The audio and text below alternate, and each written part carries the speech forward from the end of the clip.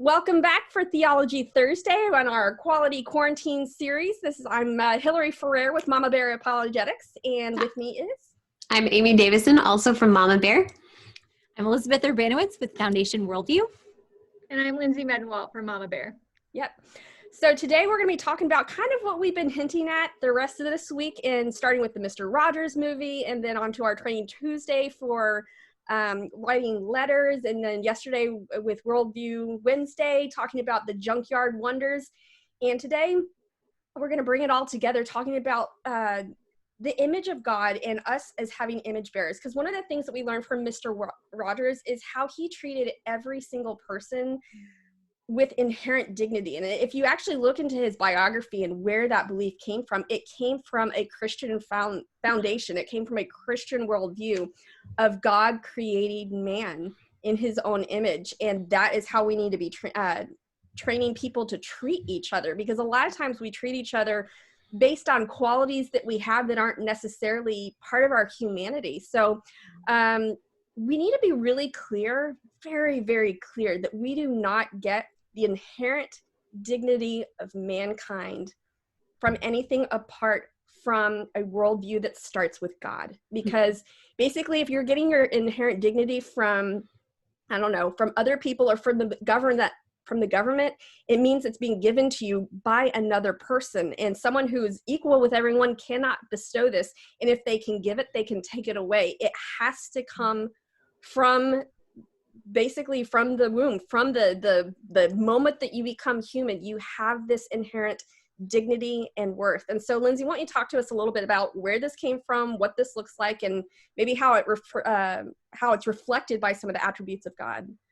Yeah, so while I was in seminary, I actually had to write a paper in our first theology class about the image of God, and the verses that we focused on were Genesis 1:26-27, so I'm going to read those. It says, "Then God said, 'Let us make mankind in our image, in our likeness, so that they may rule over the fish in the sea and the birds in the sky, over the livestock and all the wild animals, and over all the creatures that move along the ground.' So God created mankind in his own image. In the image of God, he created them. Male and female, he created them." So you can kind of get the emphasis in those verses, right? They say it says it a couple of times, like in the image of God. Yeah, don't miss He this. created them. Yes. So we know who the creator is. He is God. We know that he is personal, and he created us in his image. And he says it multiple ways. It's kind of like he doesn't want to be vague, right? And he wants to make sure be that vague. It's not just men, it's male and female. Yes. Male Men and women. female, he created them. And so I think that's a really important point to make as well, is that we are all image bearers. And what kind of attributes do we get from bearing his image? And we talked about this either last week or the week before. They're starting to run together. But we talked about the attributes of God and the communicable attributes, so the ones that he can pass on to us.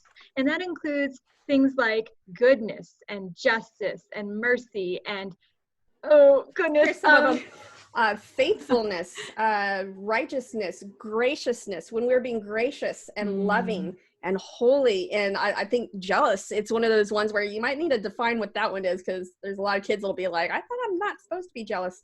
Right. Wise, truthful. All these things are ways that we reflect the image of God. And because they started with God, and that's what he imparted to us. Although I don't think we necessarily reflect these all the time. Some people. So it might be good with our kids to highlight the times when we are really reflecting the goodness of God and the love of God, and say, you know, you're bearing his image in a lovely way today. Yeah. And you're showing us, you know, what a lovely human that God has created you to be. And I can see the creator in you. And that, what a gift to be able to say, like, you know, sometimes you hear people say, like, you have this light around you, and that can get really new agey. But if you can say, like, I see God in you, and you are beautiful, and you are worthy, like, just making them feel like they are truly worthy. And that comes from God himself. Right. And that passage that you just read, Lindsay, it's just such a great one to read with our kids and a couple times, and then to ask them, like, what does it specifically say about humans, and just this image of God theme and how important that is, because that is where we get our value. And to ask our kids, so let's say, let's say you were not able to play baseball anymore, or let's say you couldn't sing well anymore. Like, would that take away God's image in you? To actually flesh that out, that, we have these qualities that can reflect God, and that the Holy Spirit can develop in us. But image bearing, is across the board, it can't be taken away. And that's really the amazing thing about the biblical worldview, is because we have this foundation of value that cannot be stripped away. But then there's the second layer that we are all fallen, and we don't reflect God in the way that we should. And apart from the saving work of Jesus, we can't, so in the biblical worldview, there's this incredible value that no one can take away, but then there's this need for rescue that we find in Jesus, which is kind of just the opposite of what we find in secular culture. Secular culture is you are amazing. You have everything inside of you you need. There's only one you, but don't you dare mess up, because if you do, you're going to be publicly shamed and humiliated, and that's why we see people fall so quickly, where just the biblical worldview is just the opposite. And we want our kids to see that there is nothing, that can take away that image bearing capability from them, which is just so beautiful. Aren't you so thankful to be made in God's image? I am. Oh my gosh, yes. And I love that point that you raised, because I remember seeing this, it must have been last year or the year before. It was on this show called, I think it's So You Think You Can Dance. It was one of the dancing competition show. And there was I've seen it, I'm sure. I know. Well, there's this guy who was dancing, but he was going to have both of his hips, hip replacement surgery. Yes. And he, when he was sharing with the judges this, he goes, "This is my last chance to be myself. And this is the last chance for anyone to see me," because who he was contingent on his DNA. That was the Jennifer Lopez show. What's her World of Dance? World of Dance. Okay, there's so many. And this idea of my identity is based in my abilities or what I look like or who I sound like is so ingrained in young people. I saw it not too long ago. I get chills thinking of it because it broke my heart. I was giving a talk called The Christian Teen in a Hookup Culture. And we were looking at the implications of the secular worldview and what it says about the body, specifically in relation to sexuality and dating and that sort of thing. And we just, I tried to make it sort of lighthearted, and we had this great discussion on this extrinsic value, or the value that the world puts on you, whereas how God sees you, and the implications of how God sees you and what that means for your body and what you do with your body and the importance of it and the beauty of it.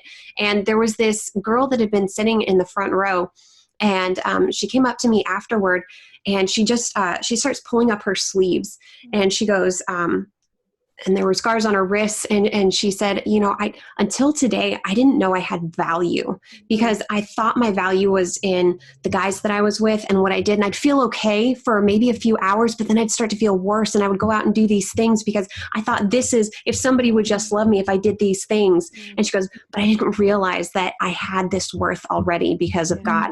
And she was 16, 17. And I'm thinking, oh my goodness, 16, 17, she didn't know her worth and her value was based in her creator. It broke my heart. I know. And I don't mean to, bring this all sort of down and everything, but it shows the importance in just even that small facet of how important it is for kids to understand that their value isn't based on what other people think of them or what other people say of them. And it's something that cannot be lost. And it's so beautiful. And Elizabeth, I love what you said here. You're like, aren't you so thankful? And yes, I am so thankful, because who I am matters. And that's, bring it back to Mr. Rogers. That's what I think all of us were touched by, is how he looked at everybody that way. And he saw their worth. And that was kind of unnerving for some people because they had never been looked at that way before, but it was so important. Or they've only been praised for their abilities. It's like even sometimes praising someone for their abilities, that is a good thing, but being praised for their inherent worth. Even if you couldn't do any of these things, you still have value. Yeah. Right. And I mean, I think when somebody really cares about us and looks in us, even if we come from a worldview that doesn't admit our fallen nature, we all know it. Like, think about how many times we do things and we just feel like a fraud. Like the world looks at us and is like, wow, you're amazing at that. And you're like, if you really knew me, you know, like and so fake. like and so to have somebody look at you like that intensely, and for you to feel your own brokenness, but for that person to still affirm your worth, not to be like, you're not broken, because we are, like, we are broken, you know, but despite that, we still have, you know, we're still image bearers. And so despite that brokenness, we're worthy. Like that. It's so interesting. You said the whole looking at people in the movie Avatar, which is also not a Christian movie. It's new agey and whatnot. They have a phrase that they say to each other. It says, "I see you." And a lot of times they'll attach the name to that phrase. So they'll say, "I see you, Hillary." And to know, like, even if, you know, it's been a rough day, or I've got my flaws, which we all have flaws, you know, I see you, and I see your value as an image bearer, and I see you, and acknowledging that. And that's what Fred Rogers did. I mean, he didn't say, "I see you." Maybe he did. I don't know. Well, when he looked, I like remember John saying, there was this one scene, I think it was when he does that minute of silence and he's just looking, and John goes, "It feels like he's looking into my soul." Yes. And it was actually like a minute where you were all sitting there. Can you imagine? I didn't see this in theaters, but I can imagine like how uncomfortable that might have been for a room full of theater goers sitting in silence. Because he's looking directly into the camera, which normally actors are told not to do that. But so we want to talk about, how do kids get this idea that image bearing and having the image of God is not something that can be either bestowed or taken away. And there's a really good curriculum called Deep Roots Bible Curriculum that several years ago I was on a Zoom call with a bunch of other just apologists, and she was her name's Kim Van Vlier, and she was teaching us like what she'd done with her curriculum. And I remember one of the things that stood out to me was the image of God game. And this might sound like something that is almost like childish, but to me it was like, wow, the way that you establish this for kids so young is it had a bunch of different pictures of things. It had a picture of a man, of a woman, of a child, people in different ages. It had people of different colors, and they would intersplice it in with maybe a picture of a plant or a picture of an elephant. And each time they would say, they're supposed to mark, is this person made in the image of God? If it's, you know, a man, yes. If it's a woman, yes. If it's an elephant, no. I mean, they're great, but they're not made in the image of God. We love elephants. But what they did is they then put the men and women, you know, of different colors, and then, or in different outfits. Like there was one where I think it was a man that was dressed up like a clown. And so they said that, you know, this man who looks like a clown, is he made in the image of God? And the kids would sit there, kind of think about it, like, I'm not sure, because I know God's not a clown. But they would say, yes, this one is also made in the image of God, because he's a man, he's wearing funny clothes, but he's made in the image of God. But then what they started doing also is they would show a boy in a wheelchair or a girl in a hospital bed and say, is, you know, this boy in the wheelchair, is he made in the image of God? And the kid would be thinking, well, God, you know, he doesn't have all his abilities. And they would say, yes, he's made in the image of God. This one in the hospital bed, she is made in the image of God. They even had a pregnant woman and said, is she made in the image of God? Yes. What about the baby inside of her?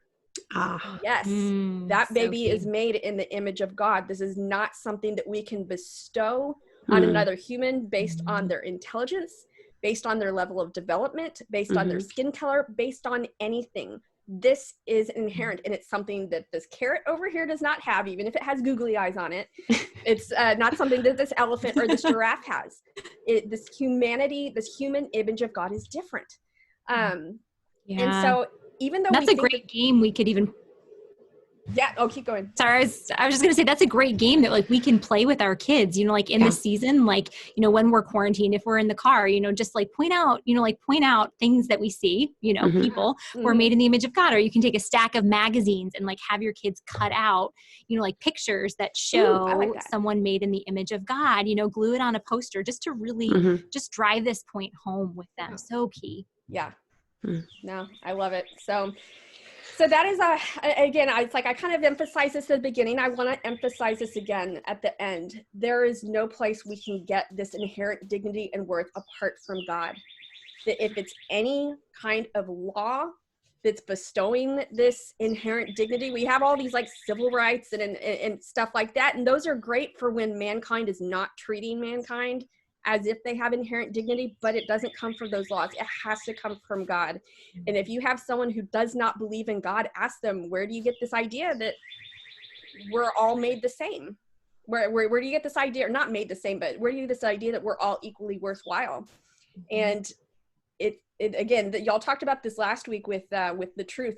There's a difference between believing something and grounding that belief. Believing that everybody is equally worthwhile or worthy is different than being able to ground this belief that everyone is equally worthy. It has to be grounded in something. And if you have a worldview that does not have an eternal personal God that's granting that to people, then where is it coming from?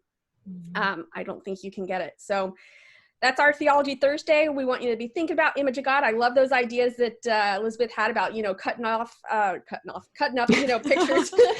And there was an interesting thing about one of the things of being made in the image of God was righteousness. And Amy had an interesting definition of that from one of her books that we're going to leave you with.